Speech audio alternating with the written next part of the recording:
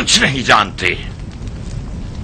جو معجزات ان کی پیامبری سے متعلق نقل کیے جاتے ہیں وہ ہم علماء یہود کے نزدیک کبھی ثابت نہیں ہوئے، اور نہ کبھی ہم نے ان کی رسالت کی کسی واضح نشانی کا کوئی مشاہدہ کیا ہے. لیکن میں یہ کہتا ہوں کہ یہ تمام باتیں محض آپ نے اپنی حکومتی کمزوریوں پر پردہ ڈالنے کے لیے گڑی ہیں. خود کو بادشاہ کہلواتے ہیں، بس ہر رونما ہونے والے حادثے کے ذمہ دار آپ خود ہیں. بہتر نہ ہوتا کہ خود کو رعایا کا ہمدرد ظاہر کرنے کے بجائے حکومت کو چلانے کے لیے ہم سے مدد و تعاون طلب کرتے. کم از کم یوں اس قسم کی عجیب و غریب من گھڑت کہانیاں بنانے پر مجبور تو نہ ہوتے، اور نہ ہی ہم سے یہ توقع رکھتے کہ ہم اپنے قبیلوں کو کیسی تصوراتی جنگ کے لیے آمادہ کریں.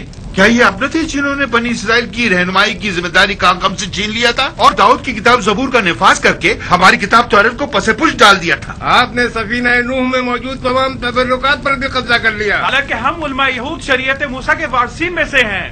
اپنی جوانی کے آگے ہمارے بڑھاپے اور سفید بالوں کا بھی کوئی لحاظ نہیں ہے تمہیں. دیگر پیغمبران خدا نوح، ابراہیم، یوسف، موسیٰ میں سے کسی نے بھی کوئی ایسا دعویٰ نہیں کیا. ان بندگان خدا نے کبھی یہ دعویٰ نہیں کیا کہ وہ بہشت خدا کو زمین پر قائم کر سکتے ہیں یا اندھے کے شیاطین کے خلاف لشکر کشی کی طاقت رکھتے ہیں. وہ لوگ نہایت مظلومیت کے ساتھ ارتقاء دین اور ترویج خدا پرستی میں مصروف رہے، اور اس راہ میں کیا کیا فداکار کے بابے کی شریعت ہے. کس نے ان کو یہ حق دیا یہ فتویٰ دینے کا؟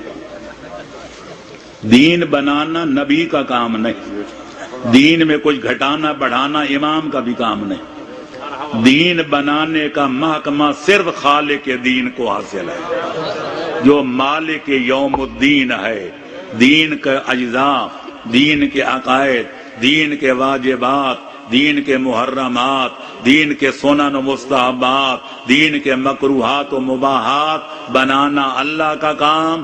جو دین اللہ بنا دے اس کو پورے جزیات سمیت لوگوں تک بے کم و کاست من و ان پہنچانا، یہ ہوتا ہے نبی و رسول کا کام. خدا بنا دے، نبی و رسول پہنچا دے، اور وہ پہنچا کے دنیا سے تشریف لے جائے.